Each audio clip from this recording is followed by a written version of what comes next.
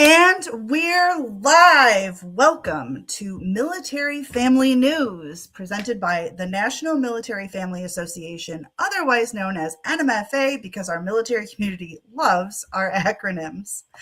We have a great show for you today. This is our inaugural episode. We'll be diving into everything that families need to know about Operation Purple Camp, and we'll be talking with a special guest about what makes this program such a powerful experience for our military connected kiddos.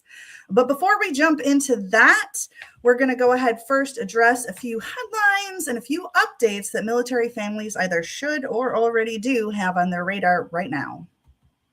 First up, we're going to talk a little bit about the MOLD Act, otherwise known as the Military Occupancy Living Defense Act, MOLD Act. I bet you can guess what this one's about, because unsafe housing should never be a part of the military family story. Yet military families are living with mold and other hazards that threaten health, while repairs are delayed and often ignored. We've heard from tons of families who've experienced respiratory illnesses, neurological symptoms, and serious impacts to their kids, while also facing out-of-pocket costs for relocation or damaged belongings. The MOLD Act would create a stronger and healthier safety standard, if you will, for our military families living in housing. It would require safety standards, independent inspections, and real accountability for those housing companies to help ensure that military families have real safe homes and the protections they deserve. You don't or shouldn't have to fight for safe housing. That's kind of ridiculous. But you can help by getting your members of Congress to either co-sponsor or support the MOLD Act. Sounds hard, I know, but we made it easy for you. For your convenience, we went ahead and created a pre-drafted letter to submit to your designated representatives through our Military Family Action Center. I'm going to go ahead and give a shout out to our military spouse and content manager, Olivia, and she's going to drop that into the comments for you to go ahead and take action on. The Military Family Action Center has been very, very good to us. We've gone ahead and at times we've had 113,000 letters sent to congressional representatives to help advocate for military families just like you. Next up, I'm going to address that elephant in the room. We've all been watching the news, and a lot of us are experiencing a lot of uncertainty. And we know that you're watching this closely and feeling the weight of that with recent events, but you're not alone. That's something that we need you to know, is that you are not alone. We stand with you. We want you to know that you are supported, and we're going to continue supporting you and urge our nation's leaders to remember the families who serve beside our uniformed service members. On that note, and in that spirit, we want to hear from you about a lot of things. What are you experiencing, whether that's with housing or healthcare or PCSing, because that's coming up. Whatever quality of life issue that your family might be facing right now, we want to hear about it, because your stories create the change that we need to see in our world. We can take those stories and elevate them to the policymakers that actually have the influence. We're going to drop a share your story form in the comments. That's for you, Olivia. And while she's dropping that, I'm just going to go ahead and bring on our wonderful, so excited guest, Becca Garrison, who is the Director of Military Family Programs here at NMFA, because we love those acronyms. Becca, would you do our audience a favor and tell us a little bit about yourself and what you do here at NMFA? Absolutely. So as Director of Military Family Programs, I get to work with all of our programs here at NMFA that are designed to serve our military families. We've got our Virtual Summer Challenge program that starts soon, our Teen Leadership program that goes all year round, our spouse scholarships, and of course, our focus for today, the amazing 20-year plus running Operation Purple Camp. I am also, as a side note, both a proud Marine brat and a former camper, so camp means a whole heap to me. That is awesome. And shout out on that Marine Corps part, because 20 plus year Marine Corps spouse in the house. Hoorah, yuck, semper fi. Sorry, shout out. A little bit moto there. Going to tone it down a little bit here. And now we're going to focus on this Operation Purple Camp thing. So, Becca, I understand that applications are currently open right now. Can families still apply? Yes, absolutely. We still have our applications. They are wide open until March 11th. Now is the time for you to apply. Even if you're not 100% sure you can make the week of camp that you're looking at, go ahead and put your application in. And if you can't join us, you can always decline and we'll pass your spot on to the next family. But now is the time. If you end up watching this maybe after March 11th, or it takes you a little bit longer than you think to get your application in, we keep our waitlist open until May. So you can still apply after March 11th. And then if we have any families that can't join us this summer, we'll reach out to you and invite you to come. That is awesome. Super excited about that. Sorry, somebody tried to start. We are so popular today that somebody tried to start a meeting during our live. How about that?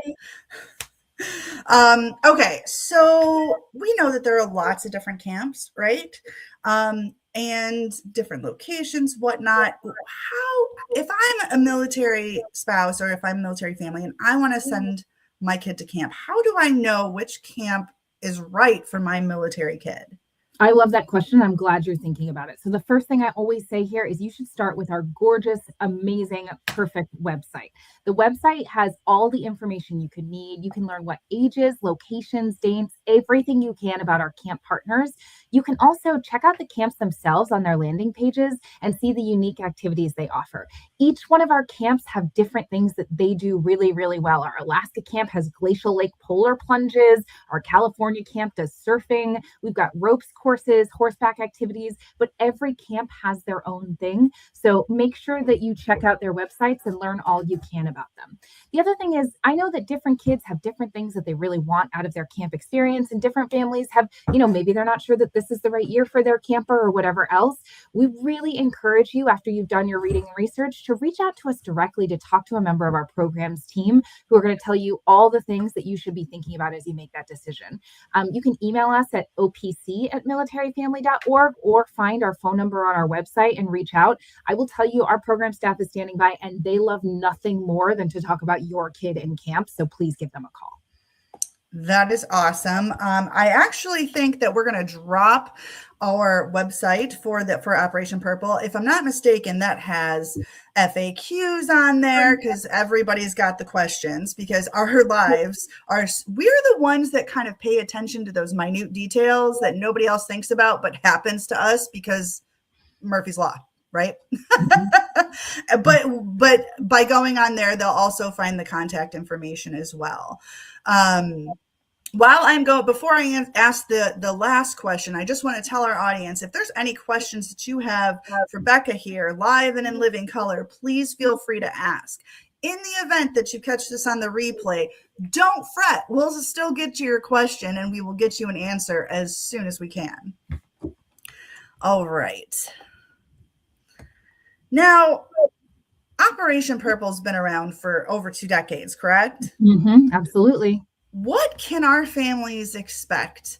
What's new and exciting for the 2026 Operation Purple Camp season?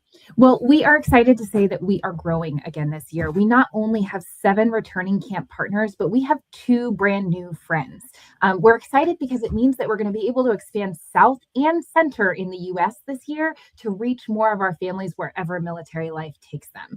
One of our new current camp partners is Camp Sorensen in Hilliard, Florida. For those of you who are unfamiliar with the geography of the area, that'll serve all of Florida, but it's also pretty accessible for our families in Georgia or other southern states.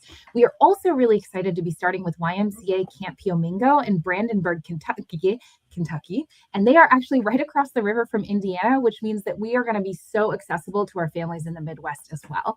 And then the last new thing that we have going on this year is we know we've got just like a huge number of military families in the Mid-Atlantic, and they all want to go to camp. And we have added another week at our North Carolina partner, Camp Rockfish, so that there's just one more opportunity for families. So we've got more beds this year. We want to get more of your kids to camp. We're really excited to see your family in just a few short months. Oh, this is so exciting. Can I go to camp? I want to go to camp. Can I go back to being 10? I just really want to do that. It sounds like a blast. I do have And I think you covered it right here. So there's no cost to military families, Yeah, correct?